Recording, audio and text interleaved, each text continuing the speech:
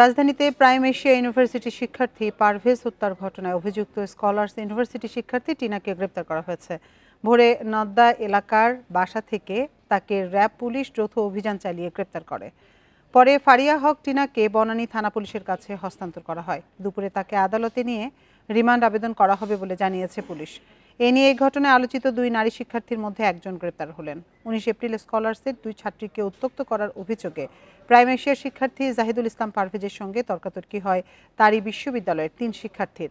এক পর্যায়ে দুই পক্ষকে নিয়ে মীমাংসার জন্য বসে বিশ্ববিদ্যালয় কর্তৃপক্ষ। তবে ক্যাম্পাস থেকে বের হওয়ার পর পারভেজকে ছুরিকাঘাত করা হয়। পরে হাসপাতালে নেওয়া হলে চিকিৎসক তাকে মৃত ঘোষণা করেন।